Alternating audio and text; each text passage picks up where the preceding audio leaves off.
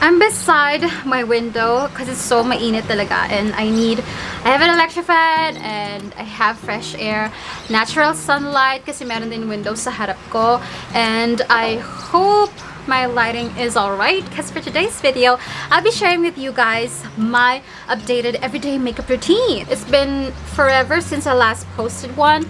It's been forever since I last posted my last video. So, and meron pa akong utang na i-feature sa inyo guys. And at yun yung Get Ready With Me Cosmetics shady sticks. And I'm not gonna lie, I've been using these for the past couple of weeks na. Lalong-lalo na yung contour sticks. But anyway, without further ado, let's start. Okay, so I'm done now with my skincare routine, but I'm going to show you guys the last step that I do, and that is sunscreen. And you guys, I'm telling you, do not skip your sunscreen or your sunblock. That's like the #1 anti-aging product you can use. Kahit na nasa loob lang kayo ng bahay, working from home, tambay from home, and yung ultraviolet rays, hindi lang yan pag nasa ilalim ka ng araw. It can also go inside your house. Don't forget the neck and the buttock. Next I'm going to do guys is prep my lips, and I have two favorite ways of prepping my lips. First is yung GNT Get Ready With Me Cosmetics Lip Boost in the shade GNT. Actually wala siyang shade, clear GNT. Or if I want a really plump lips for that day, I go for the Detail Cosmetics Jelly Lips. Lagyan na rin natin ang lips cup for demo purposes.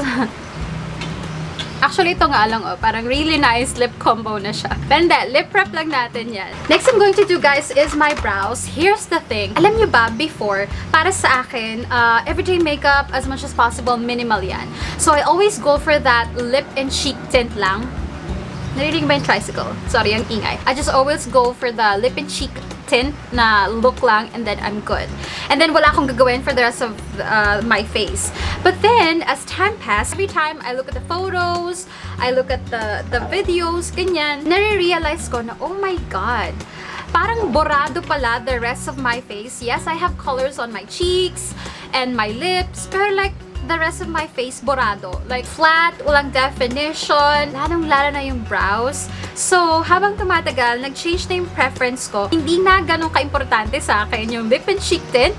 Ang importante na sa akin was defining my entire face. And that's through, first, defining my eyebrows. And one of my favorites talaga, actually super favorite ko ngayon, is the brow lift ng Get Ready With Me Cosmetics. I use it literally every single freaking day. So, I'm just going to wait for it to set. At habang inaantay natin, sabi ko nga kanina, sometimes it's better to like actually define your entire face than putting color like lipstick or lip tint. Okay, so let me show you the Get Ready With Me Cosmetics shady tints. So for contour, unahin natin. This is taupe. As you can see, gamit ko na talaga siya. And this is taupe swatched on my hand. This one is ecru. And this is ecru swatched on my hands. And as you can see, taupe is deeper than ecru. Pero I love na it has gray undertone. Really perfect for contour. Contour, guys, ha, not bronzing. Unless cool tone ka, you can also use this as your bronzer. Let's go to the bronzer itself. First, I have Siargao. Si Siargao, hindi ko siya masyadong gamit. You'll see why. So this is Siargao swatch on my hand. Again, this is a bronzer. And hindi ko siya masyadong gamit kasi hindi siya swak sa skin tone ko. It's too orangey for my skin tone.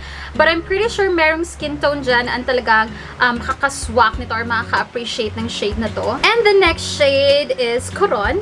And this is Coron. As you can see, lighter siya than Siargao. So if ever, si Coron pa ang mas magagamit ko. So, ayan yung 4 shades ng shady sticks that I have. So, in real life, kung gagawin ko tong makeup look na to, it's just going to be like, what, 5 minutes or so?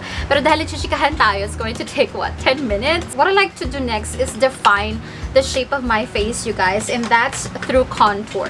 So, usually, ginagamit ko talaga is si taupe. Kita nyo naman na triangular shape siya. Honestly, medyo awkward siya for me. Parang I feel like kailangan baliktad siya na ganyan, ilagay. Gets nyo ba? Pero, pwede na rin siguro. Ayan. I just put a little bit here. Pero dito talaga sa jawline ako, like, nagiging super generous. And then, I just take my contour brush and then slowly but surely blend the cream. And you guys, as much as possible, make sure na i-blend nyo the rest of the area. Yung contour nyo at hindi lang yung parang meron kayong isang linya lang. Like, you brush it down here to your neck. Para, alam mo yon, seamless talaga siya. Mukha lang siyang shadow. Now, you may be wondering, Ate Bea, bakit contour agad? Wala ka bang base like BB cream, skin tint, or foundation man lang? Nasa sa inyo na yun if you want to put like a base foundation, BB cream, or skin tint. Pero ako kasi for everyday makeup, nasa-satisfy na ako ng velvet setting powder. I'll show you later. O, diba? Kunwari mukhang payat. Ganon. I feel like it's going to rain anytime. Oo. Kaya pag dumilim yung lighting natin, alam nyo na, jumujulanis na. So, I'm just going to put contour din on my nose. Very subtle lang. Hindi siya yung parang like pang-event contour. Para naman pag nag-makeup tayo na pang-event, eh parang meron pa rin natitirang, wow, difference, diba? So, wag nating araw-arawin yung parang pang-event na contour. Pero, I really like to define etong socket ko dito. Socket. So, it really makes a difference kapag medyo madilim yung dito ko. Okay, sasarado ko muna ng slight yung bintana.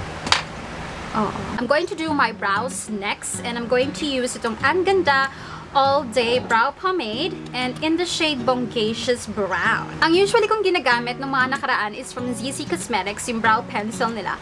Kaya lang ubos na, so I'm going back to my another favorite, which is ito nga, yung brow pomade ng Vice Cosmetics. Next I'm going to do, guys, is share ko sa inyo yung technique din on how I make one of my favorite techniques in making my blush last the entire day. So I'm going to get a cream blush, and one of my favorites is from Get Ready Me Cosmetics. This one is in the shade Souffle. So ilalagay ko lang siya sa cheeks ko, and then I'm just going to blend it. And I also do suggest na i-blend niyo yung blush sa under eye nyo. It's like the Agari style blush. If you can't eliminate your dark under eye circle, yes, you can always use mga concealers, ganyan.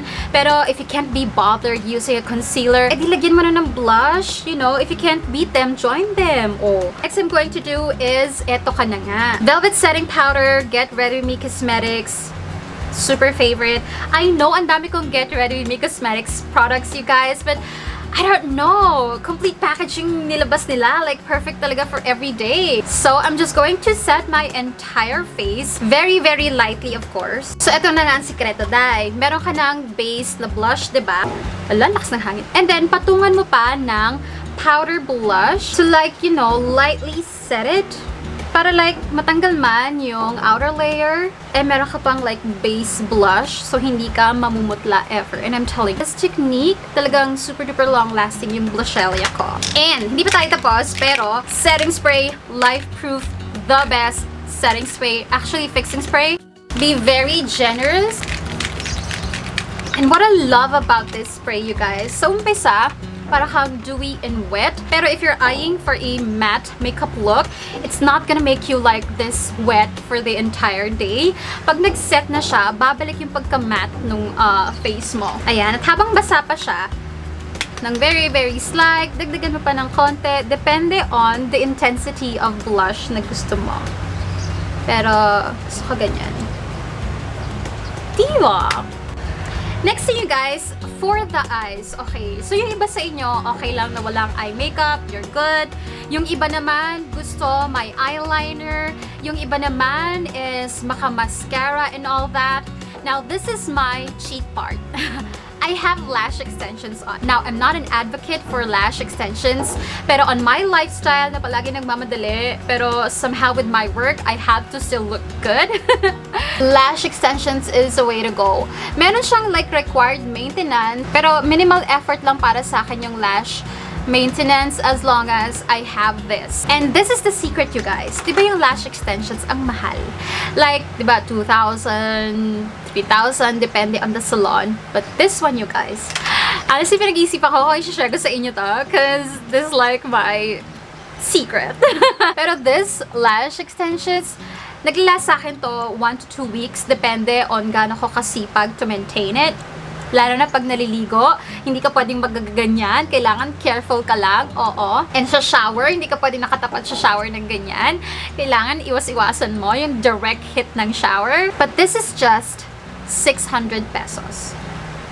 And yung lash tech na gumawa nito is kaibigan ng pamangkin ko. So, trusted ko na siya. And kapitbahay ko lang kasi siya. Like, a block or two away lang. So, maglalakad lang talaga ako pupunta doon. So, sige, dahil love ko kayo, kung kayo taga-Tondo, oo, madali nyo mapupuntahan to. Pero kung kayo nasa malayong lugar, well, sorry. Pero, I'm gonna link her Facebook down below. This is not sponsored whatsoever. Hello, bata lang yun. I mean, nag-aaral pa siya, pero she's really good with lash extensions. I love her hustle. That's why I love supporting her. And I feel like I'm going to be her forever customer. I'm gonna link her down below in case malapit kayo around Tondo area and you wanna experience lash extensions without breaking the bank. Kasi usually talaga, pinakamababang na experience ko na lash extension is 1.5. Pinakamahal is like 3.5. Pero ito, 600 lang. And depende sa'yo kung gaano siya magiging long-lasting. Kasi syempre magsha-shed yan. Habang humahaba yung lashes mo, or I don't know, pag hindi ka maingat, magsha-shed talaga yan. So, next is for the lips. I know, ang ganda na ng combo na to, no? Mukhang juicy na siya. Mukhang bata and everything. Sometimes, I just leave it like this. This is it na. Ang ganda ng combo. Pero for variety purposes, sige, mag-iba tayo ng lip combo. For the lips, I have so many favorites. Iba-iba talaga ginagamit ko. I always shop my stash. Pero, sige, for today, bet na bet ko, one of the underrated beauty line, to be completely honest, yung Bench Beauty. This is Bench Beauty Lip Tattoo, and this is a lip tint, super long lasting, super pigmented, and really affordable. And honestly, ang dami magagandang products ng Bench Beauty, lalo yung lip products. Pati yung lipstick nila, okay din yung quality, and I feel like underrated sila, to be completely honest. So, I'm just going to apply it sa inner corners.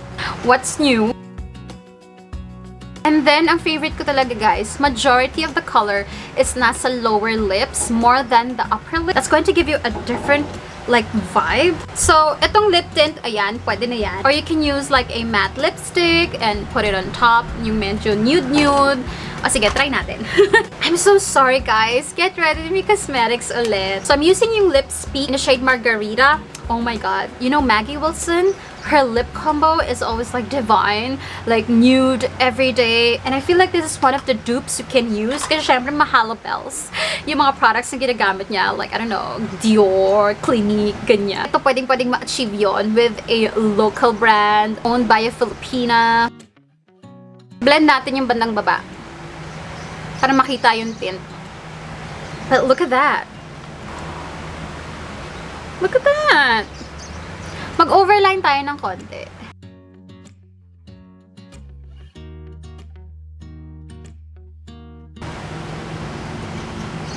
Oh my God! Hindi pala nag-film kanina! Sabi ko kanina, you can stop there just to get ready with my cosmetics. Kaya lang dahil, ayan, uminit na ulit, gusto ko ng juicy. So, pinatukan ko ulit nito, itong Detail Cosmetics. Ayan, I have a juicy version ng lip choke kanina. Nasa preference na naman yun. And then, another round of Life Proof Spray.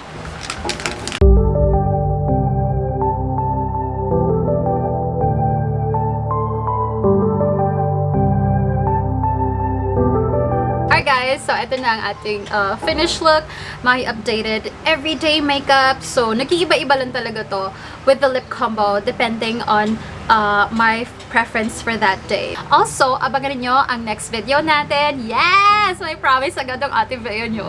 Meron tayong bonggang-bonggang lip swatch and wear test, and oh my god. It's a new product, like bagong release, pero hindi siya like bago-bago. But I'm pretty sure you're gonna enjoy it. You're gonna love. Watch out for that. Okay? So, yeah, that's it for today's video, guys. Thank you so much for watching, and I'll see you in my next one. Bye-bye!